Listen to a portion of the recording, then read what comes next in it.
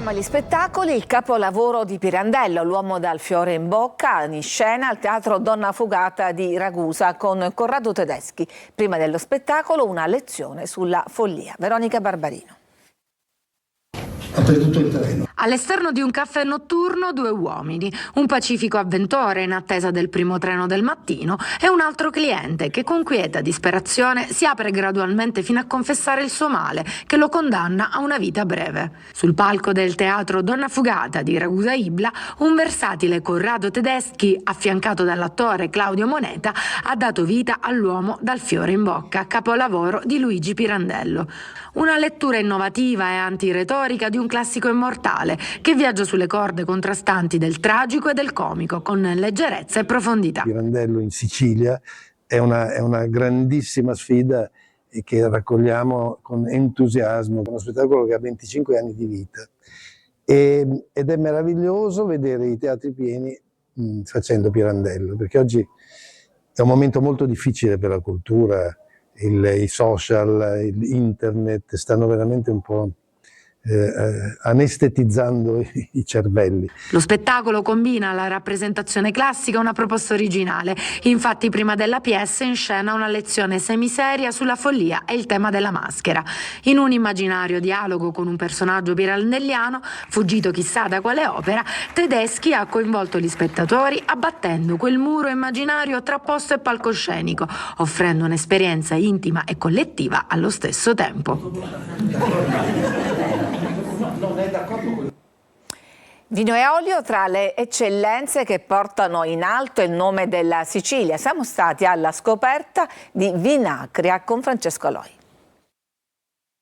La Sicilia che piace, quella da gustare. Per 3 giorni l'antico mercato di Ortigia è stato il cuore di Vinacria. Per la prima edizione il bilancio è più che positivo. Oggi è la giornata conclusiva, abbiamo avuto 2 giornate B2C aperte agli appassionati. Devo dire sono stati in tanti a venire qui a trovarci, i produttori sembrano soddisfatti, oltre 60 produttori da tutta la Sicilia con oltre 200 vini in assaggio. Dietro ad ogni calice si nascondono storie, tradizioni, persone ed è stata proprio l'occasione giusta per fare una full immersion su questo mondo. Quello che è il mio compito, la mia missione, diciamo, è quella di interpretare la tradizione, vini di tradizione, appunto come stavo per definire, composti da una storia, da un suolo, da un luogo da dove provengono e da una visione personale da chi oggi ne è custode. Ma tra le esposizioni non poteva certo mancare un altro pilastro della nostra terra, l'olio. Io propongo comincio a parlare anche di abbinamento olio-cibo, che è un aspetto molto importante, un pochino trascurato, ma come il vino gli oli devono essere abbinati. Un olio troppo forte magari non è adatto con i crostacei o con dei piatti più delicati, e gli oli troppo delicati o viceversa non vanno bene con delle carni molto forti o con dei sapori molto persistenti. E tra una degustazione e l'altra spazio anche per un brindisi, naturalmente tutto made in Sicily. Ci fermiamo, c'è un'altra pausa e poi torniamo con la pagina sportiva, perché il Catania si interroga sul futuro dopo la sconfitta.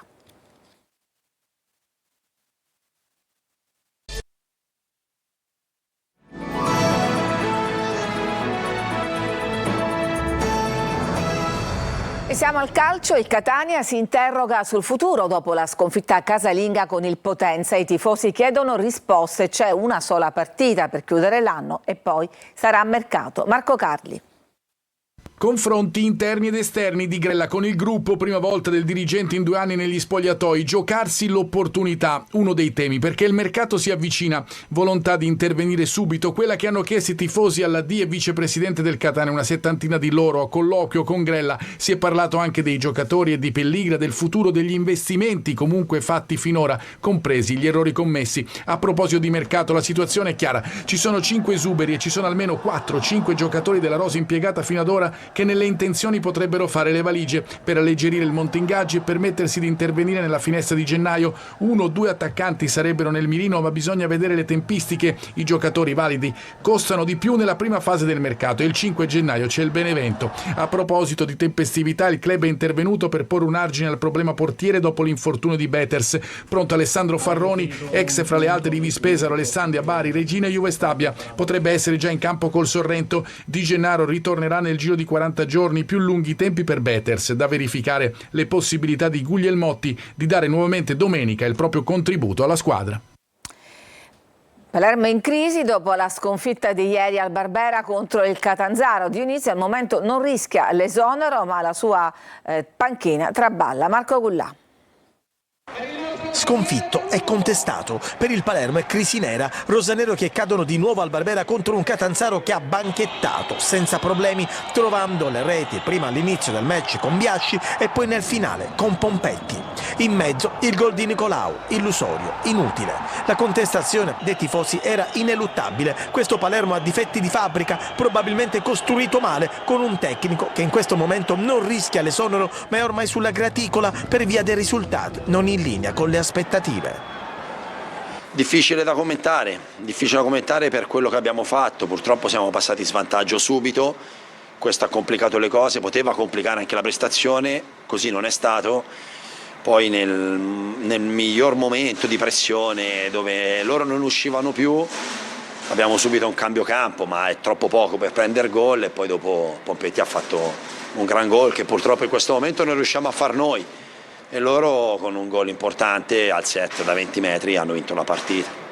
Dalla società, come previsto, nessuna comunicazione ufficiale, solo il silenzio. La squadra proseguirà il ritiro cominciato giovedì scorso. Evidentemente ci sono tante cose da chiarire all'interno di un gruppo che non sembra per nulla affiatato e con tanti giocatori delusi. Vedi Brunori. È tutto per questa edizione, grazie per averci seguito, vi auguro un buon pomeriggio.